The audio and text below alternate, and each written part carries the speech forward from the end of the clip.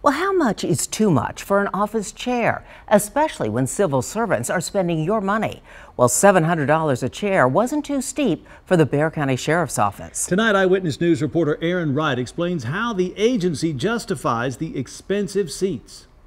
It's a fundamental part of just about every office across the country. The office chair. Here in Bexar County, the Sheriff's Office spent more than $50,000 last year buying 69 chairs. So we took a closer look. According to a purchase order we obtained through the Texas Public Information Act, each chair personalized with a Sheriff's Office badge cost $773. BCSO spent $1,072 on one tall chair. With delivery and installation costs, taxpayers shelled out $54,932. The man who authorized the purchase, Assistant Chief Deputy Bobby Hoagland, says every cent was necessary considering what the jail had before. Chairs down to the bare metal, chairs using more duct tape, stuffing coming out, more bed metal. This is what was left for me to fix. My officers don't deserve this. My officers deserve the best. The Sheriff's Office photographed every chair they replaced and threw out. Many are mangled by wear and tear. They also show damaged office equipment still used every day. And that's what my officers were working under.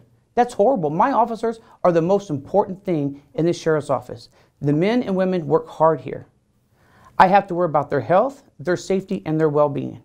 That is my utmost concern. BCSO gave copies of the photos but wouldn't let us see the new chairs. Here's a photo of one of them obtained by KENS 5. When you look at these chairs, had anybody brought this up as a problem before? Was there any That's discussion? A great question. Why did we have to come in as an administration and address this?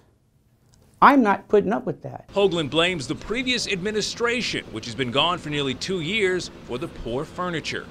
He says the new chairs have improved morale around the jail, a facility experiencing significant problems ranging from overcrowding, employee arrests, and just this weekend, another attempted escape. Is there any correlation between the state of the facility and some of the issues we're seeing between breakouts and deputies being arrested? In your mind, is there any correlation between those things?